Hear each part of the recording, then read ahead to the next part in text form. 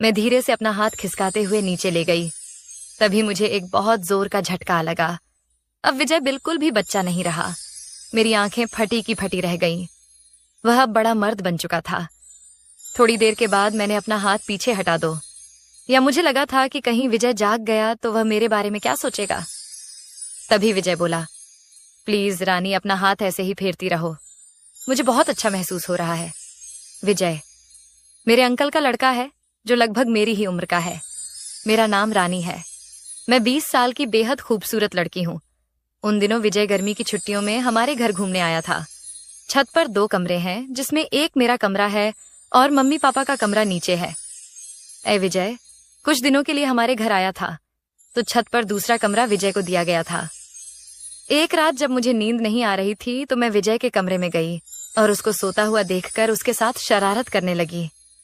लेकिन उसने मेरा हाथ पकड़ ले, या तभी मैंने उसको चिढ़ाते हुए कहा, बदमाश, मुझे लगा तुम सो रहे हो। विजय बोला, मैं तो सो गया था, पर तुम्हारी इन यारी हरकतों ने मुझे जगा दिया। मैं फिर से बेझिझक होकर उंगलियां फिराने लगी। जैसे जैसे मेरे हाथ नीचे बढ़ रहे थे, मैं उसके साथ खूब शरारत कर रही थी। विजय शर्म से लाल पीला हो रहा था। मैंने बोला, विजय तुम शर्मा क्यों रहे हो? बचपन में भी तो हम दोनों इस खेल को खेलते थे, डॉक्टर वाला। तभी भी मैं डॉक्टर बनकर पूरे शरीर की जांच किया करती थी। तभी विजय बोला, हाँ, हम बचपन में भी खेलते थे, लेकिन तब मैं बच्चा था। मैंने कहा, तो क्या हुआ विजय? अच्छा चलो, अब मेरा हाथ छोड़ो और मुझे देखने दो। मेरे इतना कहते ही विजय ने मेरा हाथ छोड़ दिया। थोड़ी देर के बाद मैं अपना हाथ थोड़ा और नीचे ले गई। तभी मुझे एक जोरदार झटका लगा। मुझे लगा अब सच में विजय बिल्कुल भी बच्चा नहीं रहा। मेरी आंखें खुली की खुली रह गईं। तभी विजय बोला, क्या हुआ?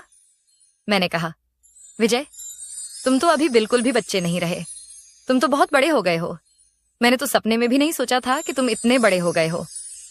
विजय ने कहा, रानी तुम भी तो पहले से बहुत ज्यादा बदल गई हो। मैंने कहा, नहीं विजय, मैं वैसी की वैसी ही हूं। तभी विजय बोला, नहीं रानी, तुम पहले से ज्यादा खूबसूरत हो गई हो, एकदम गोलू मोलू सी, एकदम प्यारी गुड़िया की तरह। पहले तो तुम पतली सी थी उसके मुंह से। यूं अपनी तारीफ सुनकर मुझे अच्छा लगने लगा था। मैं अपना होश खो बैठी। मैंने धीरे से उससे पूछा, विजय क्या तुम्हारी कोई गर्लफ्रेंड है? वह बोला, नहीं। मैंने उसको कहा, तब तो मुझे तुमको सब कुछ सिखाना पड़ेगा। फिर मैंने उससे पूछा, विजय कैसा लग रहा है? वह बोला, बहुत अच्छा।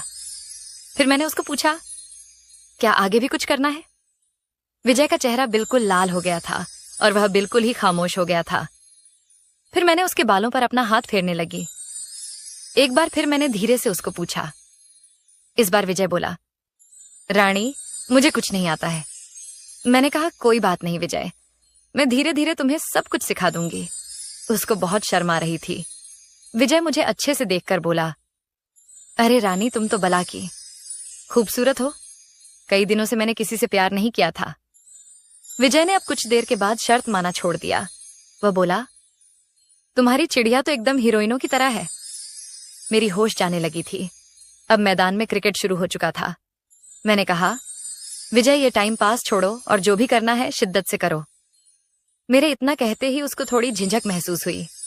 मैंने कहा, डरो मत, थोड़ी देर के बाद तुमको बहुत अच्छा लगेगा। करीब 2 घंटे बाद मैं होश में आई। मैंने बोला, विजय ऐसा आनंद तो जीवन में कभी भी नहीं आया।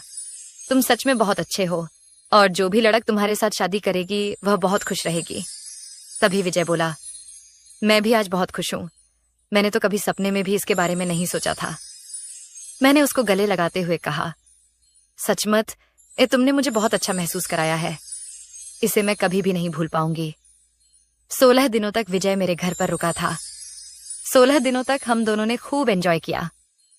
तो वीडियो पसंद आया है तो वीडियो को लाइक करें, चैनल को सब्सक्राइब करें।